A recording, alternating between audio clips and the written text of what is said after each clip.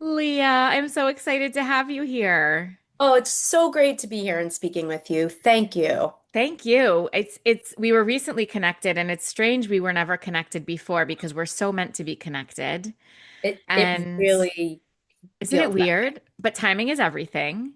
And I'm so glad that we are now connected. And we're both advocates in the infertility space. You're also incredibly powerful voice in the surrogacy space, and I want to get to that. How did you end up? Let's go all the way back. How did you end up in this space? Thank you for asking. It's through personal experience. I had a very challenging long road to welcoming my daughter. And through each step, I felt so sad and tragic, but also grateful that I had a network I could lean on. I had people I could talk to, professionals I could work with, and I still had a hard time with it. So it struck me that there really needs to be more resources available and more talking about these topics because the topics of infertility and loss, they're really hard for people to talk about. I really got involved after my daughter arrived. I really am in awe of the people who do advocacy work while they're in the middle of their journey. I don't know how they have the strength to do it. I Mm, didn't. yeah. So after my daughter arrived, I got involved in legalizing surrogacy in New York because it blew my mind that it wasn't legal and it made our process so much more complicated and expensive than it had to be. It is insane that it was not illegal in New York. I mean, really insane. Yes. I mean, New York is known as a very liberal state overall. Right. So it was very surprising to learn that and to Yeah. have to navigate it during our surrogacy journey. And how did you end up along a surrogacy journey? What was your road to your surrogate? Um, our first bout with infertility was my husband and I trying to conceive naturally and it not working. Mhm. And I was geriatric in the world of pregnancy, right? If you're over 35, Yes. you're geriatric.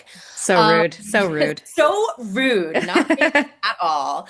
Um, and so we conceived through IUI, and at the time, I just thought it was so awful, like trying to hide it from work and just I found it. I felt like I was in a factory. It was just really challenging. And to me, I thought like, gosh, thank goodness we got pregnant because that was awful. And little did I know how much was ahead.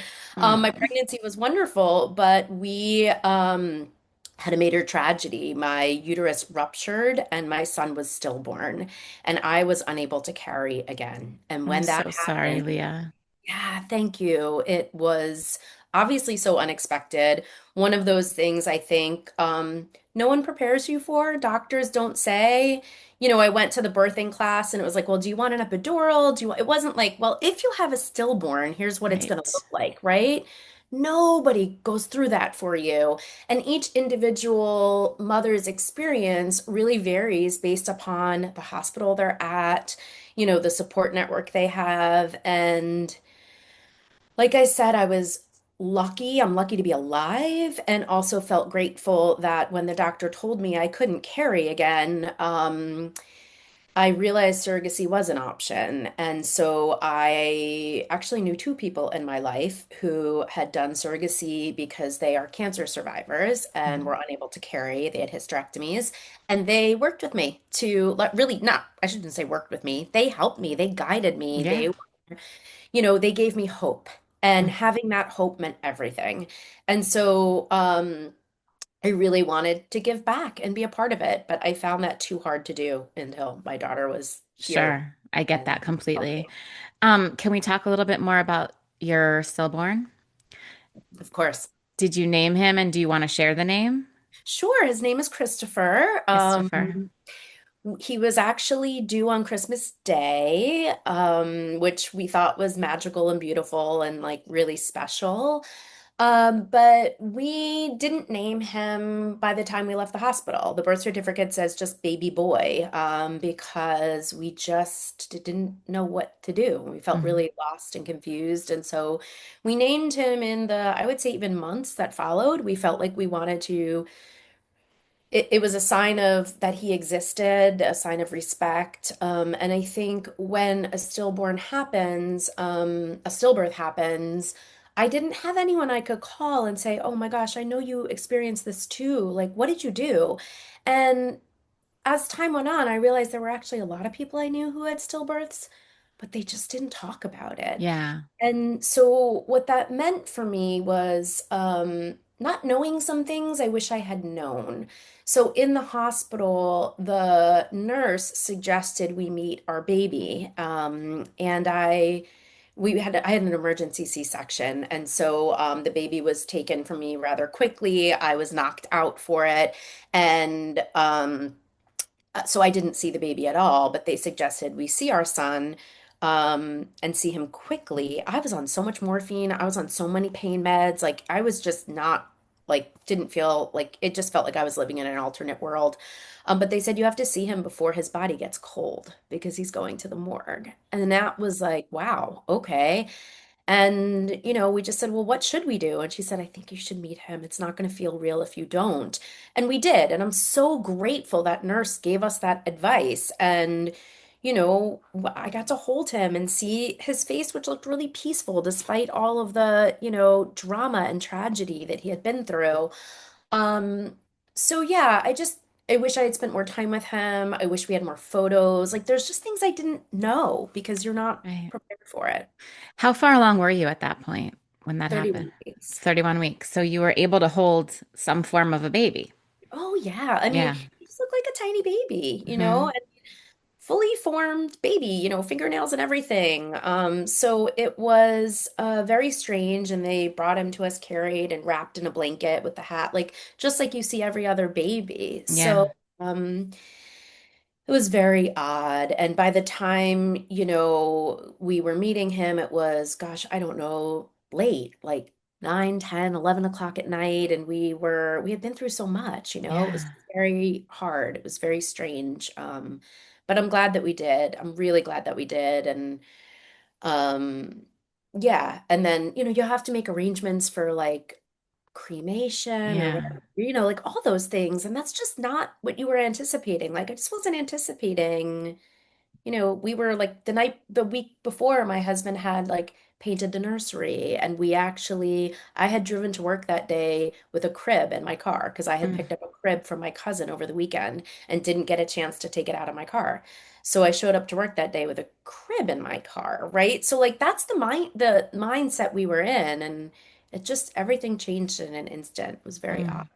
Do you mark his passing still? How do you honor him? Yes, yes. He died on October 22nd, and we have a bench in the West Village where we lived at the time. Love And that. yeah, it's in St. Luke's in the Fields Garden. A beautiful, beautiful place. I used to walk from our apartment to my work at the time and would stop by and kind of sit and think. And so I still go there and just sit on our bench. But every year on October 22nd, we go. My husband, my daughter, and I, and we leave flowers. We leave like flower petals on the bench, and I write a letter to him and I read it out loud. And I think that's really, my daughter really understands, that he existed, and Hmm. she would have had an older brother. She wouldn't have been here because if we had Right. him, Right. she wouldn't be here. But Right. he understands that, and we think it's a important way to honor him. I love that. Thank you for opening up about that because, you and I think both agree infertility, loss, miscarriage, we're starting to get there in terms of having it normalized, but stillbirth is still extremely not talked about. It's scary it would be scary to just randomly bring it up with somebody, and yet it happened to you and you made this life and he passed, and just like anyone else who passed, he deserves to be talked about. So Thank thank you you. for opening up about that. Okay. So you're told you can't carry for sure. How far after Christopher's loss were you able to even attempt to be like, what are we going to do next?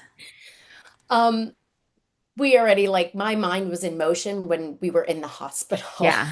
Yeah. And it was the kind of feeling where welcoming Christopher and being like preparing for his arrival, we kind of already felt like behind, right? Like we felt like, oh, we're going to be older parents. We've been trying for so long. So, when the stillbirth happened, I had this like, I can't believe we have to start over. It was just this like, and I think I talked to a lot of women and couples who experience miscarriages and losses, and that's a really recurrent feeling of this, like a common feeling of, gosh, like I can't believe we have to start over. And you start counting in your head, well, if we get pregnant now, then, the due date will be this. And you start these like thoughts. And, I know you went through so much as well. And so I'm sure that's something you Yes. probably Yes, we used relate to get to. the wheel, like the cycle tracking wheel the doctors would give you out, and we'd say, "Okay, we're gonna have a Taurus if we do it now," and then that baby never Right, comes. right. So I was feeling really like we are really behind. Like we need to hurry up. Hmm. And because like I said, someone I knew quite well had used an agency that she was super happy with for surrogacy. The agency's based in Boston because it was well, they're based in Boston. But they were coming to New York to do like information sessions. And it was about a month after we lost Christopher that they were coming to New York, and I said, I want to be on the schedule. And I remember we worked with Circle Surrogacy, and they were wonderful. And I remember sitting across from Jen, who's still there, and she was really interviewing us, and she was like, "Are you sure you're ready? Hmm. Are you sure?" My husband was still helping me get up and down from like Yeah, sitting. Um, and, I was sure because there was no question we wanted a baby. yeah, So yeah, we were sure and we did move forward. Yeah, amazing. we signed up right then and Signed there. up right then and there. That's really incredible. I think I see it go one of two ways. I'm sure you do too. People either can't deal for a very Mhm. long time, or it's like having the plan and knowing it's going to be moving along gives you some sort of solace. Yes. Wow, wow, wow. Okay, so how long did it take then? I guess process wise, you matched. Do you create embryos before you match, or do you wait until you've matched? We created embryos. I can't remember the exact timing, but we had to find a new fertility clinic because the clinic we were working with was in New York City, and no New York City clinics were willing to work with us, knowing our embryos were being used for surrogacy. So we found a clinic in, yep, Greenwich, Connecticut, which I think wound up being a blessing. Even though I was, getting up so early and taking the train and or driving and going to Greenwich, and it was just like Yeah, crazy to add that added stress to the process of having to go to Connecticut. The clinic was like the nurse gave me her cell phone number. The doctor was like everything. so wonderful that I actually felt care. I felt like they cared. And that was very different than the experience I felt in New York. Yeah. So in some ways, kind of worked out because I had this incredible clinic I was working with. And we started that. I don't remember. It was a few months that I had to wait just because my body was a real mess. Yeah. So I had to wait a bit, but once I did, I think they put me on the pill pretty quickly and then, Hmm. to regulate cycles. But we matched with our surrogate right around the time we found out that we only had one viable embryo, or maybe it was one viable and then a few mosaic, right? Which at the time it was a lot. It still is, but it was very controversial. Like, Yeah. do you use those? Do you not use those? So we had one viable, one embryo that was, they felt would be successful. And we were matched with a surrogate. I want to say it took about 6 months. And the agency matched us with a surrogate who had been a surrogate before. Mm. I think that was really wise on their part, because she really understood the process. But I think one thing that is interesting in the world of surrogacy is that a lot of surrogates, I didn't know this, but I've since learned, they actually prefer to work with same-sex male couples Mm. because they don't go into it with any baggage. They need a Right. uterus. They Right. don't go into Right. it with any Hmm. issues, right? History, loss. Right. So, Hmm. so my husband and I are going into it with a lot of trauma and anxiety, and we were matched with this woman who was so amazing. I mean, this was her second time doing it. She was a mom to two kids, such a great, wonderful mother, loved being pregnant, absolutely loved it. We had a Skype call with them, and I remember we were really nervous. Later, they told us they were really nervous. But it was amazing. And it was the thing that I think is really important for people to know. And what I found out some of the people who were opposed to surrogacy were opposed to it because they felt that if there isn't a relationship, then, it can be. Like Um, transactional more. transactional, and it can feel like you're taking advantage of somebody Mhm. that needs money, and that has been some of the opposition to it. And we could tell from the minute we met with them, they were in it to do the ultimate gift of giving our family a child, and it's like the ultimate way to give back, right? Mm. Yeah, it really is. Complete someone else's life. Yeah. Okay, so you have your one hope of a fully euploid embryo. You match, you transfer, and Works. It works. works. It And we works. are thrilled. It works. Everything was great. We had a really nice time. Our surrogate came to New York for first for like the screening and then for the transfer. And we got to spend time with them and take them out to dinner and show them around our neighborhood. And yeah, it was really, really lovely to build a relationship with them because from the beginning, our idea was that the person who carries our daughter is like an extended part of our family. Like that was really important to us. Hmm. So it was lovely and everything was going great. And one thing that was important to me was I really wanted to be a part of it and on those doctor's appointment calls. Hmm. And so she was wonderful. She really worked around my schedule to schedule her appointments so I could FaceTime into all the visits and listen in firsthand. Um, and it was great. And she had an at-home Doppler. So when we were on calls, we would listen to the heartbeat. And it was just wonderful, like really, really wonderful. I love it. And do you still have a relationship with her?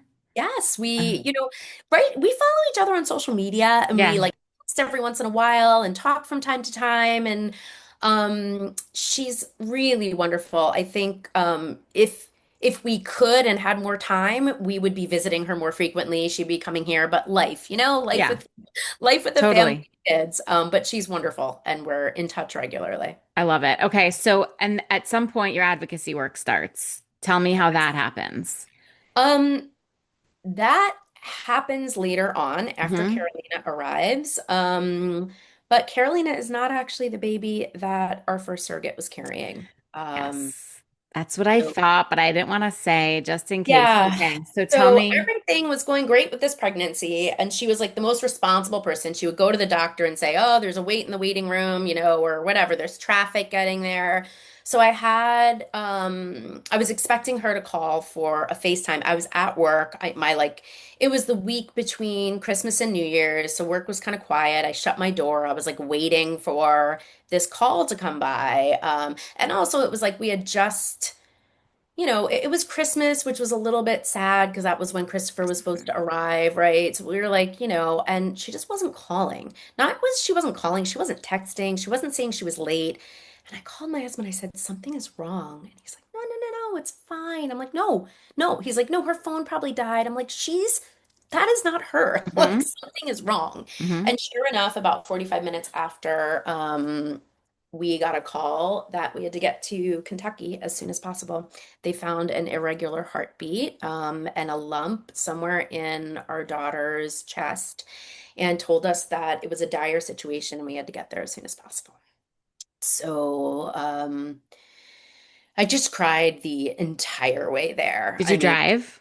no, we No. flew. We Okay. flew. I'm like, what do you do? Are you like, Yeah, can we get in you our like car? book the And next flight. yeah, I was at work, so my husband booked us tickets. yeah. We met at our apartment, packed a bag, brought we didn't know what to do, but Mhm. just packed in an absolute rush and got on the plane, right? We were going to an area that had stores. It didn't matter what we forgot, we could figure it out. So Hmm. we got there and learned that our daughter had something called a rhabdomyoma, which is a essentially a growth inside the left ventricle of her heart that was precluding her heart from properly pumping blood throughout her body. And this is the kind of thing that normally, if it comes, it often comes after birth and then goes away. It's very unusual for it to come. She was 27 weeks when this all started happening. And the long story short is we were in the hospital trying to save her life with our surrogate who was so amazing. This was a woman who wanted a doula and a water birth and like a nat like all these things were so important to her because the process of giving birth was so natural and beautiful and she wanted to have that real experience and now she's hooked up to like a million things, being asked to take all these medications, go through all this testing, and it's like the complete opposite of what any of us wanted. Hmm. And we felt so grateful to have our agency who had a social worker for us. And, we were able to really, again, like, despite the situation of knowing, as the days moved on, we began to recognize and know this was not going to end well. And we were in a very religious area where the doctors and the technicians would tell us like if you just pray everything will be okay, and I believe in the power of positive thinking and I love the intent, and but the reality was we started to learn that her organs were failing, her brain was failing, there was fluid around her body. She was not going to, survive. But we Mm. learned that through a consultation with Philadelphia CHOP Hospital with Mm. a friend of ours who's a cardiologist. And so we again felt like, gosh, we're in this like, emergency ward at the hospital with women that are all experiencing all these crazy things going on during pregnancy. And like we felt so lucky to have these resources to really help us understand what was going on. Yeah. So our daughter arrived via C-section, and she was with us for a few hours before she passed away. And it was just beyond heartbreaking to hold her knowing she would only be with us for a short time. And we tried to just make her feel as loved as possible in that period of time. Mm.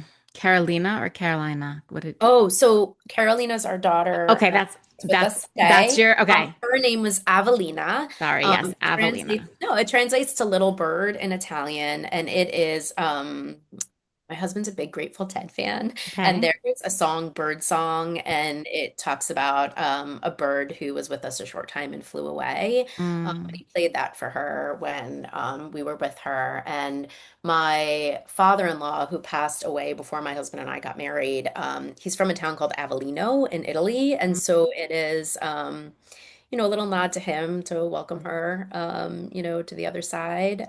So he Wow. was from Avellino, so we called her Avellina. What a beautiful story. Oh, Thank you. I'm so sorry, Leah. Okay, so this is heavy. How was your surrogate Yeah, when this happened? really had a hard time. I mean, Hmm. we all did, right? Like this didn't just happen to us. This happened to her. It happened to her husband. It happened to her kids, right? Yeah. Her kids were, I don't know exactly how old they were, something like call it 7 and 9 or 6 and 8 or something. Like they were old enough to really know what was going on, and it was a lot. Hmm. And everyone was trying to be so supportive of each other. Like she had us over to dinner with her extended family, like her parents and everyone. And, it was just hard on everybody. She felt awful, but you know, there's nothing that she could have done differently to prevent that Right. situation. Zero. Yeah. Absolutely. Like there was no blame, there was no anger, there was just like almost this shock and just such sadness and disappointment from all of us. Mm. So that was really hard. And I know, we encouraged her to make sure she, got some help, the agency too. But we both were dealing with a lot. And after Christopher, we had started seeing my husband and I a grief therapist. And Mm. thank goodness we had, because we had this relationship and we're able to keep seeing her Mm. after. Mm. And we, again, like really needed that support as we were going through this. So I hate to just like No, keep plow going. right past this, but were you again able to be like, let's jump back on the wagon? No. No. Actually, no. So surrogacy, as it's a fortune, an Yeah. absolute fortune. And we had used every dollar we had Yeah. to do surrogacy. Like, and so it was like, well, I guess we're at the end of our road. Like, this is the end of our road. And something I haven't said is that I have a stepdaughter, and she at the time was about 12 or 13, and I love her and she is like such an important person to me, but she also has a mom. I'm not going to be her mom. I never will be her mom. She is a wonderful, loving mom.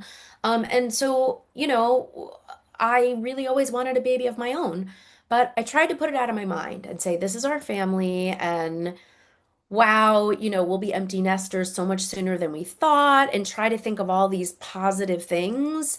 But a few months in, my husband was like, hey, you're not yourself. And I think if we don't, I was 40 at the time, Mm. he's like, if we don't try again, like, I think this is going to be a major problem for you in your life. Like, this is a dream that I don't think you want to give up. And so we got in touch with our surrogacy agency. They waived all the fees for our next journey. They were Mm. so generous. We had to pay the surrogate and the legal fee, but like, Sure.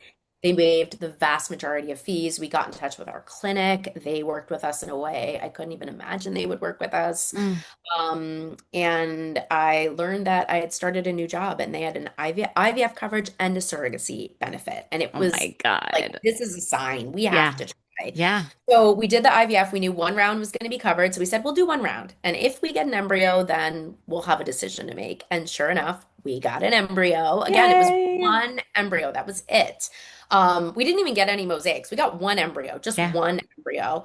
And it was highly rated, like they thought it was, it could work. And then we, borrowed against our 401k, had help from family. Like it took a village Yeah. to move forward. We worked with the same agency Circle, and we were matched with another incredible. We went back to our first surrogate, Hmm. but she really, it didn't, it wasn't the right thing, I don't think, for any of us. Like, I Hmm. don't think she wanted to carry again. And Hmm. I completely, that makes complete sense, right? But She what had an this. honor and how it speaks so well of her that you even gave her the opportunity, But yeah, I you mean, know? but she did not want to carry again, and I think that makes complete sense, just Totally. given, everything we had experienced. But just also out of respect for her and gratitude for what she did, right? So then we had our second surrogate who lives in Utah, and she was an experienced surrogate as well, which was amazing. And she also had really good health insurance, which makes a huge difference when it comes Yes. to cost. I mean, that's a huge factor, Mhm. how much you pay because everything goes through the surrogate's insurance, not your Mhm. own. And she was and is, I mean, really amazing. Same thing. Her and her husband, she had carried before, so we were her second. She had two kids of her own. And we had a really wonderful, wonderful experience with her. She got pregnant right away. Mhm. We spoke to her. With our first surrogate, the agency required us to do weekly calls. And at times, those video calls felt like, what are we going to talk about? Like every week, like I don't talk to my own family every week. Right, It's like, right. I don't know. But we were grateful that they had us do that once we were kind of in the situation we were in. But with our second surrogacy, we did calls, I would say maybe twice a month, but in between we did a lot of texting. And that actually worked really well for us. And everything went really well. Again, she had her appointment scheduled for when I could join. And this time, amazingly, our daughter arrived and was perfectly healthy and is here, and it just felt very surreal when it Mhm. happened. Mhm. Like we had been waiting for that moment for so long. Mm. Now this is Carolina. This is Carolina. Okay, great. Yes, Sorry about that. Okay. this is Carolina. Oh Yes, my gosh. And so how do you do something similar with Avelina as well? same. Yes. Yeah, So we do the same. same. Um, She was born and died on January 6th, and so we have a bench. The bench has both of their names on it, and we go and we visit her on the 6th every year. Beautiful. Now, obviously, you talked to Caroline about this because she's a part of this Yes. commemoration. Does she talk about it to friends, to publicly?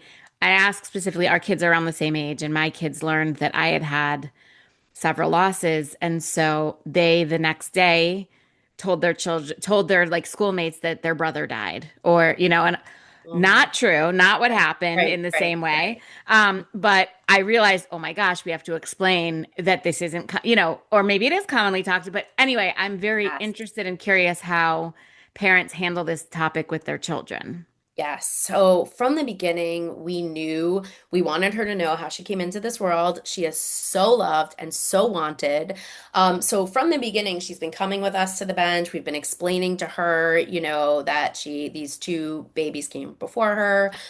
She refers to the surrogate as her belly mama. That's what she calls her. Nice. Um, and she has a picture of her holding Carolina in her room. It's been in there since she came home. Mm-hmm. Had that picture. Like it was one of the first things we did, put that picture in her room.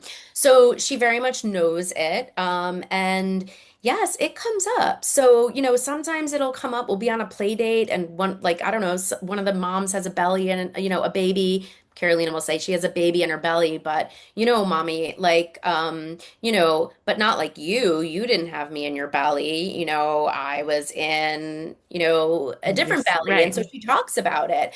And it is strange because it's not having a baby through a surrogate is not something like most people know, or why do you even talk about it, right? And being in mom circles people, they're having a second, a third baby, they're talking about breastfeeding. Oh what did you do? And it's like, well, actually, so it Mm-hmm. comes up and it comes up in conversations when she's around and she hears it.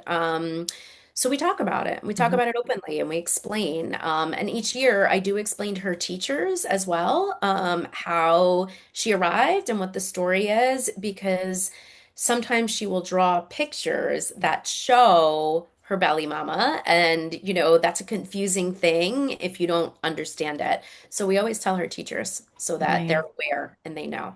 Amazing. Okay. Now we come to the advocacy work. Yes, Um, exactly.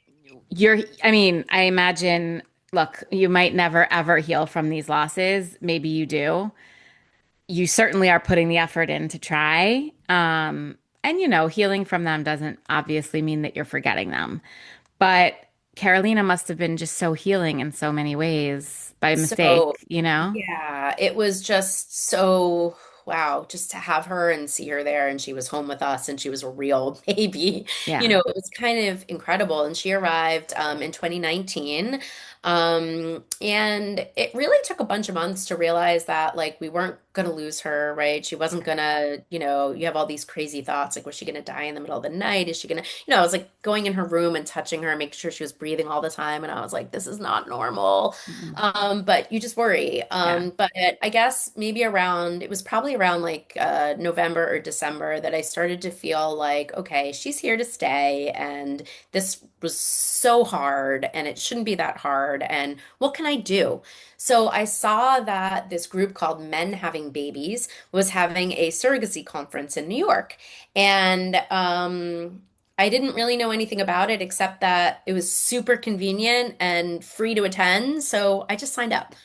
I And I went love it. to the Men Having Babies conference and I stood in the back of the room. And shortly after I got there, this woman took the podium. Didn't know her. Her name was Risa Levine, and she spoke about all the advocacy work does for surrogacy and about what surrogacy is and that it was illegal in New York. And I was just like, I want to be like her. Mm. I want to be like Risa Mhm. Levine. She is one of those people that blows my mind because she is a huge advocate. She has done so much work in this space, but she herself went through infertility for years and it was never resolved. She never had a baby. And I think it takes so much strength and just such a great heart to do that when, she never completed her journey. Mm-hmm. So she came to the back of Rude and I whispered, I was like, how can I get involved? And she's like, Mm-hmm. join Resolve. We need you. And that's what I did. I joined Resolve. There was a cocktail party at that event that I went to, and I spoke to Mark Solomon from Civitas, I think, group. And he was trying to gather stories to present in Albany at the New York State Assembly because they were planning this big advocacy day to around a law to the Child Parent Security Act to legalize surrogacy in New York. And he was looking for a variety of stories. And he had already nailed down some celebrities. Andy Cohen was going, Reshma Saujani, Michelle Buteau, they were going. And he was looking for like these like everyday people with really powerful stories. And when he met me, he was like, would you be willing to come? And I was like, yes, absolutely. So that's how I wound up doing my first real advocacy work, which was going to Albany with Civitas for a advocacy day. And it was so eye-opening to see how advocacy works, right? Mm-hmm. Like this bill had been introduced, and we were meeting with the politicians behind closed doors with either their staff or with them around a conference table, maybe like 10 of us. There was a surrogate with us. There was another woman, similar to me, like who had had like a everyday person's experience. And there were these, kind of better known celebrities, and everyone was sharing their story. And it really brought to life the issues for these politicians. It was very interesting because very few of them had actual real experience and knowledge of what this was. And when they started to hear stories that from people, they were like, wow, made a huge difference for them. Mm-hmm. So that really taught me just about the power of my voice and story and being able to make change happen. So, partially I continue to share my story because I think if anyone else can see a little bit of them in my story, it does tend to give them hope, that there is a light at the end of the tunnel, or that at least they're just not alone and going through all these crazy experiences. But then learning that sharing my story could actually impact change in like a really big way, that was really exciting. So I shared my story, and then I wrote a op-ed, which I did by myself. I wrote this op-ed and I submitted it to the Albany Times, and it got published. And I was told that the Albany Times was like the paper that the politicians read and that it made a really big difference. And it passed. And, I played such a small part. And I came in at the very end. People have been working on this for years. But it really made me feel good about being able to change things for those who came after me. Yeah, it doesn't matter when you came. Like your story is your story. Sure, but I want to just, it's more of a Like the other people laid the the groundwork. other people laid the Yeah, groundwork in I get such a that. big way. They spent so much time. I just Mm, showed up and shared my story, right? But like they really did all the hard work to get there. mm, mm. Such an incredible story. I know that at some point there's a book in your future, in your Yeah. present, perhaps. Can you tell me about your book? Yeah, so it's funny, the book has been evolving. A little over a year ago, I signed on with a literary agent, which I was super excited about. And what I learned through the process in the past year of, trying to sell a book is that what I was trying to write was a memoir.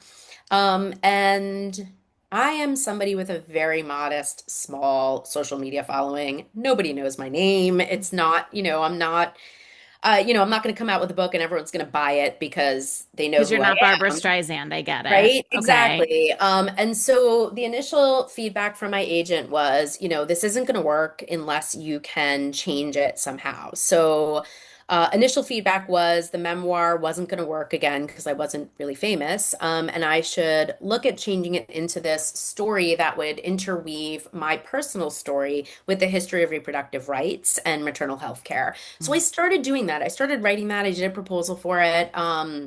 And I had the same feedback from publishers. Still, that same feedback. And the feedback was, look, maybe she can get a celebrity involved, maybe she can, but again, she's not big enough on her own. And so what that made me do was say, you know what? That second version of that book, the one where I was writing my story and interweaving history, Quite frankly, it started to feel like I was writing like a college paper. Like it Mm, no longer felt like the book I wanted to write. So I've gone back to writing the book I want to write. good, good. With less of an urgency and a time frame. And Hmm. doing it, I actually have a writing practice. I write every morning from 6 to 7 a.m. Wow. And yep. And so I'm taking my time, I'm writing it. And look, I'll publish it when the time is right. If there's a publisher out there that wants to publish it, I'd love that. There was somebody in Hollywood that was possibly interested in the story for movie rights as well as a book. So Hmm.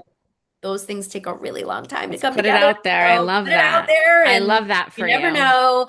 So I think I don't know where it will go. I will just continue to work on it. And when the timing is right, hopefully it can go out there in the universe. And then I've also started to write a couple of children's stories about these topics. So I wrote one about a little girl. It's going to sound very familiar, who in school was told to write a story about her family because they were going to share family stories. And she was teased by her friends because she said she had a mommy and a belly mommy, and they say you can't have two mommies. That doesn't make Mm, any sense. And she winds up kind of going in the back corner of an art room to illustrate her book because she's upset and she wants to hide. And this boy comes to talk to her, and it turns out his drawing is of him in front of an airplane because he was adopted. And they start to, really feel proud of where they came from and how and that different is incredible and how loved they were.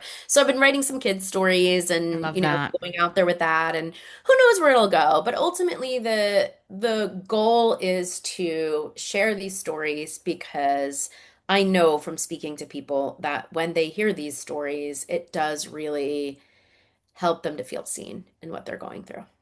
I love that. Thank you for sharing all of that with us. I just started doing these like rapid fire questions at the end. Will you play with me and then we can I'll, close it I'm out? gonna, okay, I'll do my best. I Let's think do you're going to be great. it. Okay, we'll start easy. Coffee or tea? Coffee. I've been drinking it as we've been I chatting. noticed I was going to say iced or hot, but I see that one Always as iced. ice too. I love Yes. iced coffee. Beach or mountains? Beach. A wellness trend you're actually obsessed with right now? Wow. Okay, so I'm really into beachcombing. And I think the wellness trend is just mindfulness, like walking on the beach and seeing what you find. It's very meditative to me. So I don't know if that's really a wellness trend, but I think I the love idea that. is really like finding time with yourself, and really being mindful. I love that. Something that you never thought you'd be doing, but now love. Okay, I'm going to connect it back to what I said about beachcombing. I collect these little treasures on the beach and Mhm. then I make weird sculptures out of them. That's Cool. yeah, so I like take all these weird things that I find on the beach, ceramics and things, and then I have this like shelf I of love weird that. sculptures. And it somehow just brings me joy, so I keep doing it. I love that. Okay, last question. Finish the sentence. I feel most like myself when. I'm with my daughter. Mm, amazing. Leah, thank you so much for being here. We're going to link out to all of your stuff, and I'm so glad we're connected. I adore you. Thank you so much for having me. It's been such an honor to be here and share my story. Thank you. Of course.